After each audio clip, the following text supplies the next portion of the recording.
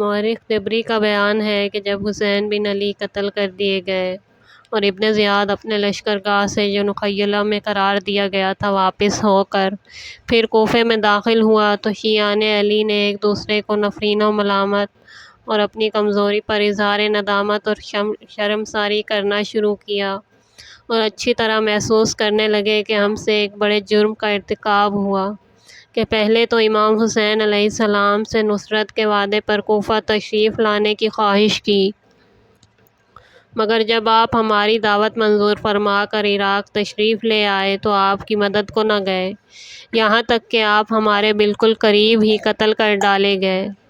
لہٰذا انہوں نے طے کر لیا کہ یہ آر و ننگ ہم سے دور نہیں ہو سکتا جب تک کہ ہم ان لوگوں کو جنہوں نے حسین و انصار حسین کے قتل میں شرکت کی تھی قتل نہ کر لیں یا اس کوشش کے ذیل میں خود بھی اپنی اپنی جانیں نہ دے دیں۔ چنانچہ انہوں نے اس سلسلے میں دوستان اہل بیت میں سے 5 اہم شخصیتوں سے رابطہ کیا۔ سلیمان بن سرد خزاعی جو اصحاب رسول صلی اللہ علیہ وآلہ وسلم میں سے تھے، مسیب بن نجبہ جو اصحاب حضرت علی علیہ السلام میں سے ممتاز حیثیت رکھتے تھے، عبداللہ بن سعد، عبداللہ بن تیمی اور رفاع بن شداد۔ چنانچہ یہ 5 آدمی اور دوسرے بہت سے ممتاز افراد سلیمان بن سرد خزاعی کے مکان پر جمع ہوئے اور مسیب بن نجبہ نے تقریر کی جس میں کہا کہ ہم اپنی سچائی پر ناز اور اپنی جماعت پر فخر کیا کرتے تھے، لیکن جب خدا نے ہمارا امتحان لیا معلوم ہوا کہ ہمارے دعوے سراسر غلط تھے۔ ہم نے امام حسین علیہ السلام کو دعوت دی اور ان کے پاس پیغام بھیجے کہ آئیے ہم آپ کی نصرت پر آمادہ ہیں، لیکن جب آپ تشریف لے آئے تو ہم نے اپنی جان چھڑائی اور ہم نے اپنی جانوں اور اپنے اموال بلکہ اپنی زبانوں سے بھی اپنے فریضے اور نصرت و حمایت کو پورا نہ کیا اور نہ اپنے قبیلے کو اس کے لیے آمادہ کیا۔ اب ہم خدا اور رسول کو کیا جواب دیں گے کہ جب ہمارا کوئی عذر قابل قبول قرار پا ہی نہیں سکتا؟ البتہ یہ ایک صورت ہو سکتی ہے کہ قتل حسین علیہ السلام میں کسی حیثیت سے بھی جن نے حصہ لیا ان سب اشخاص کو قتل کریں یا اس سلسلے میں خود اپنی جانوں سے گزر جائیں۔ اب آپ لوگوں کو لازم ہے کہ کوئی اپنا سردار منتخب کریں جس کے زیر قیادت اس مہم کی تکمیل ہو۔ ان کی تقریر کے ختم ہوتے ہی رفاع بن شداد کھڑے ہوئے اور انہوں نے مناسب الفاظ میں ان کی تائید کی اور کہا کہ اگر آپ پسند کریں تو آپ ہی کو اس مہم کی قیادت سپرد کی جائے، اور آپ کی رائے نہ ہو اور دوسرے حضرات بھی متفق ہوں تو ہم اس ذمہ داری کو اپنی جماعت کے سب سے معمر فرد سلیمان بن سرد کے سپرد کریں جو پیغمبر خدا صلی اللہ علیہ وآلہ وسلم کے صحابی ہیں اور جن کے کارنامے نصرت دین میں سبھی کو معلوم ہیں اور جن کی اصابت رائے اور بصیرت بھی قابل اعتماد ہے۔ عبداللہ بن دال اور عبداللہ بن سعد نے بھی اپنی تقریروں میں مزید تائید کے ساتھ مسیب بن نجبہ اور سلیمان بن سرد دونوں کی اہلیت کا اقرار کیا۔ آخر میں مسیب بن نجبہ کی اختتامی تقریر کے بعد بالاتفاق سلیمان بن سرد کا اس جماعت کی قیادت کے لیے انتخاب ہو گیا۔ اب سلیمان کھڑے ہوئے اور انہوں نے انتہائی پرزور و اثر ایک تقریر کی جسے وہ اس کے بعد سے ہر جمعے میں دہرایا کرتے تھے۔ اس کا مختصر اقتباس ہے: ہم لوگ گردنیں اٹھا اٹھا کر اشتیاق کے ساتھ اہل بیت رسول صلی اللہ علیہ وآلہ وسلم کی تشریف آوری کی راہ دیکھا کرتے تھے، لیکن جب وہ آئے تو ہم نے تغافل اور تساہل سے کام لیا، یہاں تک کہ ہمارے ملک میں اور ہمارے قریب فرزند رسول صلی اللہ علیہ وآلہ وسلم قتل کر دیے گئے، جبکہ آپ آواز استغاثہ بلند کر رہے تھے لیکن کوئی لبیک کہنے والا نہ تھا۔ گروہ فاسقین نے ان کو اپنے تیروں کا نشانہ اور نیزوں کا نشانہ بنائے رکھا، یہاں تک کہ آپ شہید ہو گئے، اور اتنا ہی نہیں بلکہ اعداء نے بعد شہادت آپ کا لباس تک لوٹ لیا۔ پھر اب اٹھنا ہے تو اٹھ کھڑے ہو، اللہ کا غضب حرکت میں آ چکا ہے۔ بس اب طے کر لو کہ اپنے بیوی بچوں کے پاس اس وقت تک واپس نہیں جاؤ گے جب تک اللہ کی خوشنودی کا سامان نہ کر لو گے، اور باخدا میرے خیال میں تو وہ اس وقت تک تم سے خوشنود نہیں ہو سکتا جب تک کہ ان کے قاتلوں کو کافر کردار تک نہ پہنچا دو یا خود اسی راہ میں جان نہ دے دو۔ ہاں خبردار، موت سے ڈرنا نہیں، کیونکہ جو کوئی موت سے ڈرتا ہے وہ ذلیل ہوتا ہے۔ دیکھو تو کہ بنی اسرائیل کی ایک جماعت نے جب گوشالہ پرستی کے جرم کا ارتکاب کیا تو ان کی توبہ کس طرح قبول ہوئی۔ ان سے کہا گیا تم اپنے نفوس کے قتل کرنے پر تیار ہو جاؤ۔ اس پر اس جماعت نے کیا کیا، وہ گردنیں بڑھا کر فیصلہ قدرت کے اجرا کے لیے تیار بیٹھ گئے، اس لیے کہ انہیں اپنے جرم کا صحیح احساس تھا اور یہ معلوم ہو گیا تھا کہ بغیر اس کے توبہ قبول نہیں ہو سکتی۔ اب تم بھی اگر اپنے کو مجرم سمجھ رہے ہو تو ایسی ہی قربانی کے لیے تیار ہو جاؤ۔ تلواریں تیز کر لو، نیزوں کی انیاں درست کر لو اور پورے ساز و سامان سے تیار ہو کر منتظر ہو کر بیٹھ جاؤ کہ جب تمہیں دعوت دی جائے تو فوراً نکل کھڑے ہو، دیر نہ ہونے پائے۔ یہ پرجوش تقریر تھی جسے سن کر مجمع کے جذبات میں طوفان برپا ہو گیا۔ متعدد مقررین نے کھڑے ہو کر اپنے تاثرات اور عزم جہاد کا اظہار کیا۔ عبداللہ بن وال تیمی خزانچی مقرر ہوئے اور طے پایا کہ ان کے پاس روپیہ جمع کیا جائے، اور عزم و ولولے سے بھرا ہوا یہ مجمع منتشر ہوا۔ اب سلیمان نے مدائن میں سعد بن حذیفہ بن یمان اور دوسرے مقامات پر کچھ دوسرے اشخاص کو خطوط بھی لکھے۔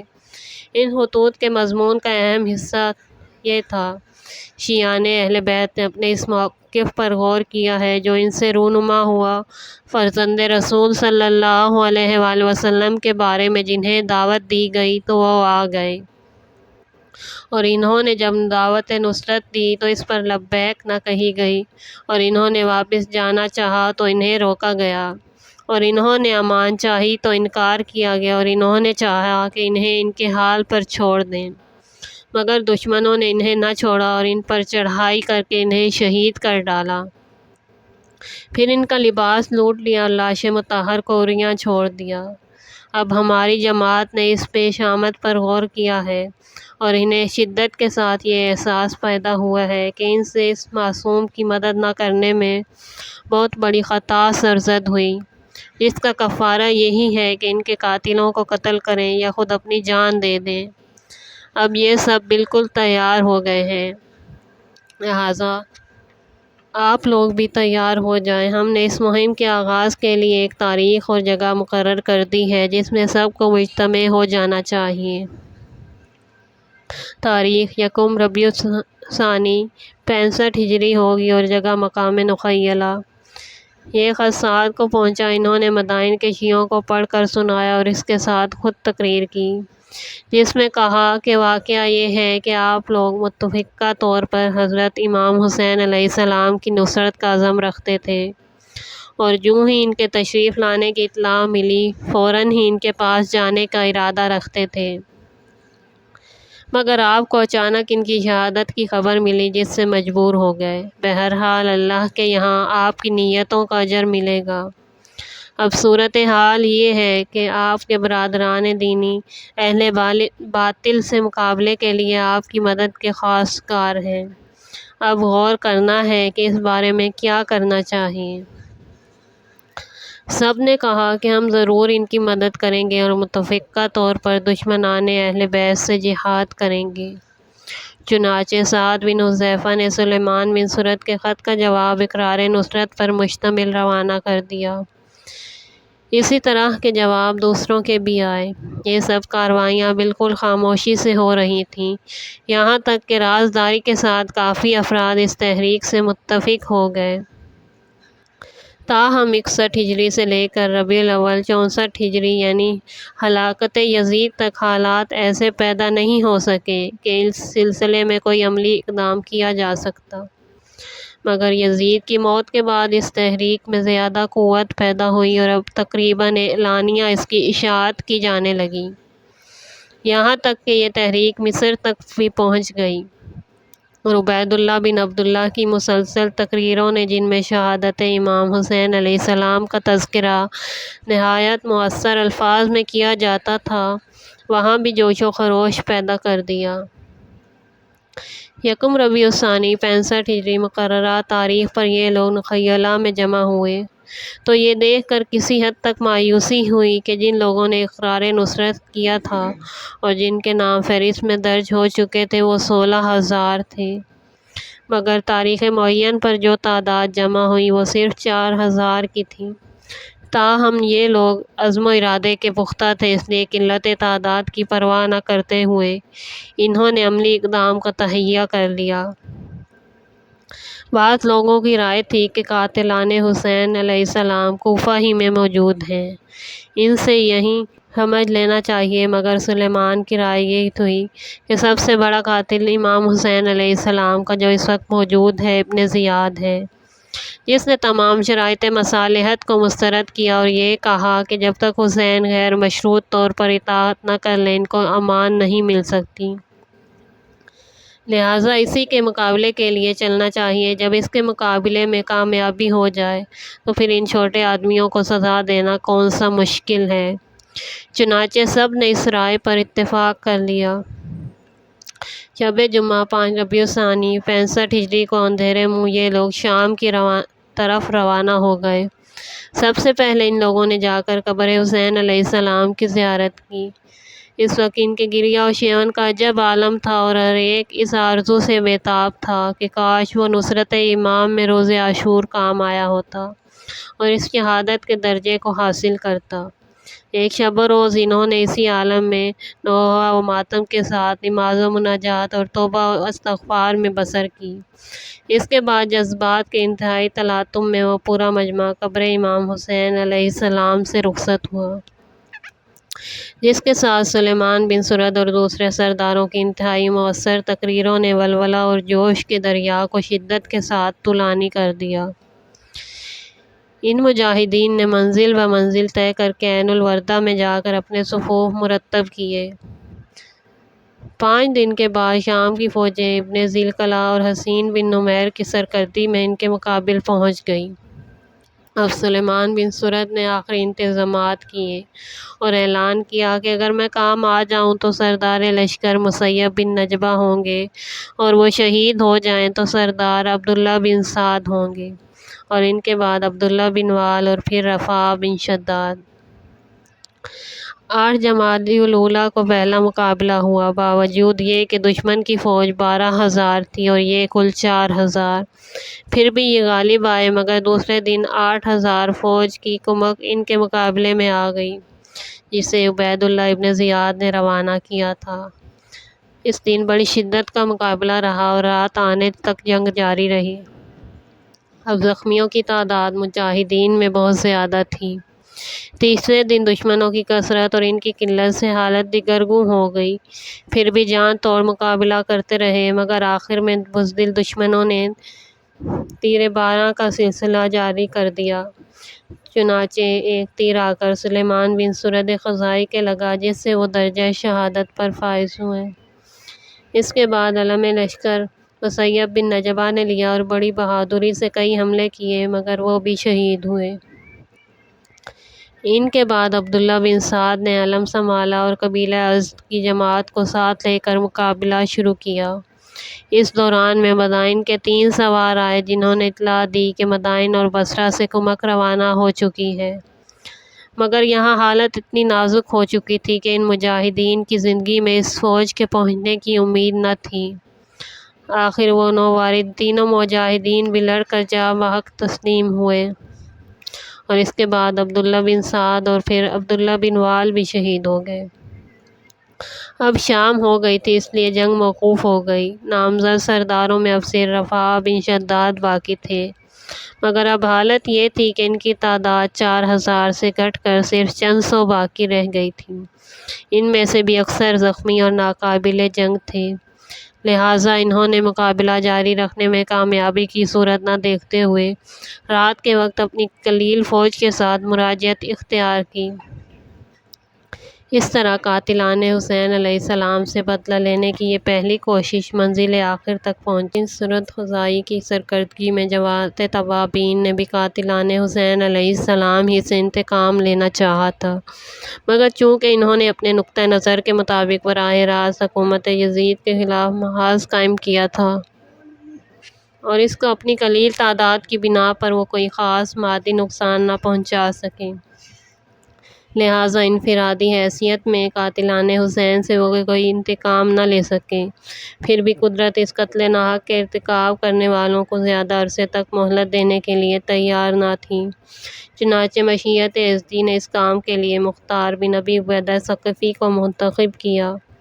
خاندانی اعتبار سے وہ رؤسائے عرب میں سے تھے۔ ان کے والد ابو عبیدہ اسلامی فتوحات کے سلسلے میں تسخیر ایران سے متعلق اکثر نبرد آزمائیوں میں شریک ہوئے تھے اور جرابی عبید کی جنگ انہی کے نام سے منسوب ہے، اور خود مختار اہل بیت رسول صلی اللہ علیہ وآلہ وسلم کے ہمدرد کی حیثیت سے خاص طور پر مشہور ہوئے۔ اگرچہ جو خطوط امام حسین علیہ السلام کو کوفہ سے بھیجے گئے تھے ان میں ان کے نام کی صراحت نظر نہیں آتی، تاہم جب مسلم بن عقیل کوفہ پہنچے تھے تو آپ نے مختار ہی کے گھر پر قیام کیا تھا۔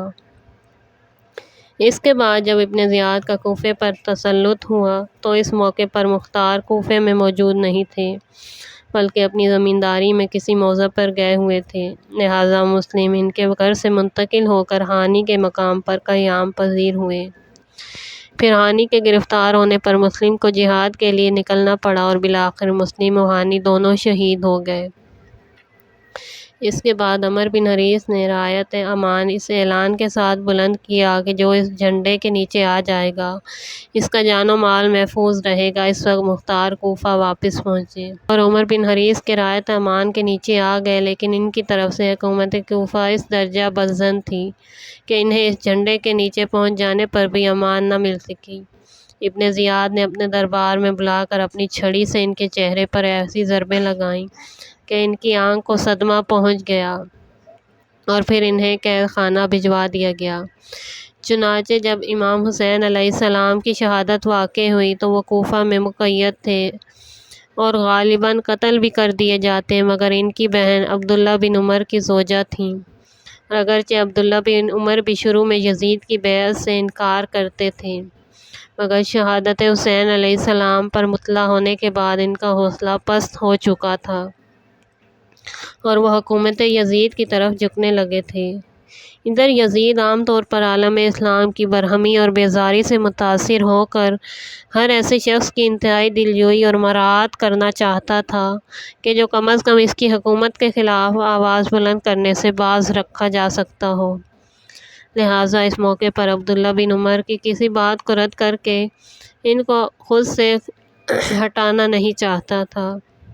چنانچہ عبداللہ بن عمر نے مختار کی بہن کے انتہائی اصرار سے مجبور ہو کر یزید کو مختار کی رہائی کے لیے خط لکھا اور یزید نے فوراً عبید اللہ ابن زیاد کو تاکیدی حکم بھیجا کہ مختار کو رہا کر دیا جائے۔ اس طرح ابن زیاد ان کو رہا کرنے پر مجبور ہو گیا، مگر شرط کر دی کہ 3 دن کے اندر کوفہ چھوڑ دینا ورنہ تمہارا خون مباح ہوگا۔ چنانچہ 3 دن کے اندر مختار کوفہ سے حجاز کی طرف روانہ ہو گئے۔ 1 سال سے زیادہ وہ حجاز میں مختلف مقامات پر گردش کرتے رہے اور اس دوران میں وہ برابر کہتے رہتے تھے کہ مجھے حضرت امام حسین علیہ السلام کے خون کا انتقام لینا ہے جو میں لے کر رہوں گا۔ جب دمشق کی فوجوں نے حسین بن نمیر کی سرکردگی میں عبداللہ بن زبیر کے مقابلے میں فوج کشی کی اور مکہ معظمہ کا محاصرہ کیا تو مختار اس وقت مکہ میں تھے، اور جس دن خانہ کعبہ میں آگ لگائی گئی اور شام کی فوجیں شہر مکہ میں داخل ہوئیں تو مختار نے اہل شام کے مقابلے میں تقریباً تنِ تنہا جرأت و ہمت کے ساتھ شدید جنگ کی، یہاں تک کہ اہل شام کو شکست ہوئی۔ اسی دوران میں ہلاکت یزید کی خبر آئی اور شام کی فوجیں واپس گئیں۔ مختار اس کے بعد بھی 5 مہینے سے کچھ زیادہ عبداللہ بن زبیر کے پاس مکہ معظمہ میں مقیم رہے۔ اتنے عرصے میں کوفہ کی حکومت میں انقلاب ہو چکا تھا۔ اہل کوفہ ابن زیاد کے نائب حکومت عمر بن حریث کو نکال چکے تھے اور عارضی طور پر عامر بن مسعود کو حاکم بنا دیا تھا، جس نے عبداللہ ابن زبیر کی اطاعت کر لی اور اہل کوفہ سے ابن زبیر کی خلافت تسلیم کرائی۔ مگر ابھی تک کوفے میں نظم و نسق پورے طور پر قائم نہیں ہونے پایا تھا۔ مختار کو یہ وقت قاتلانہ امام حسین علیہ السلام کے انتقام کے متعلق اپنے منصوبے کی تکمیل کے لیے بہت مناسب معلوم ہوا۔ وہ کوفہ کی طرف روانہ ہو گئے اور وہاں پہنچ کر ممتاز افراد شیعہ سے اپنی مہم کے بارے میں تبادلہ خیالات شروع کر دیا اور بہت سے اشخاص ان کے ساتھ متفق الرائے ہو گئے۔ سلیمان بن سرد خزاعی جماعت توابین کے ساتھ شامیوں کے مقابلے کو نکلے۔ اس وقت کوفہ میں مختار کو بھی قید کر کے داخل زندان کر دیا گیا۔ سلیمان کی شہادت کے بعد ان کی جماعت کے باقی ماندہ افراد رفاع بن شداد کے ساتھ کوفہ واپس ہوئے تو مختار قید خانے میں تھے۔ آخر عبداللہ بن عمر نے پھر عبداللہ بن زبیر اور ابراہیم بن محمد بن طلحہ کو، جو اس وقت عبداللہ بن زبیر کی طرف سے کوفہ کا حاکم تھا، مختار کی رہائی کے لیے خط لکھا، جس کے بعد وفاداری کی قسمیں لینے کے بعد مختار کو رہا کر دیا گیا۔ اس کے بعد عبداللہ بن زبیر نے ان دونوں کو معزول کر دیا اور عبداللہ ابن مطیع کو کوفہ کا گورنر مقرر کیا۔ اب مختار کے ساتھ بہت سے ممتاز صاحبان عزم و ہمت متفق الرائے ہو چکے تھے، مگر مالک اشتر کے فرزند ابراہیم کی ایک اہم شخصیت تھی، جن کا متحد بنانا اس مہم کے لیے ضروری محسوس ہوتا تھا۔ چنانچہ ابراہیم کو مقصد سے پورے طور پر آگاہ کر کے انہیں بھی متفق بنا لیا گیا، جس سے مختار کی تحریک کو بڑی قوت حاصل ہوئی۔ مختار ابراہیم کے یہاں آمد و رفت رکھنے لگے، روزانہ شام کے وقت ابراہیم کے یہاں جاتے اور رات گہر تک تبادلہ خیالات کرتے رہتے۔ آخر اس امر پر اتفاق ہوا کہ 14 ربیع الاول 66 ہجری کو عملی اقدامات کا آغاز کیا جائے۔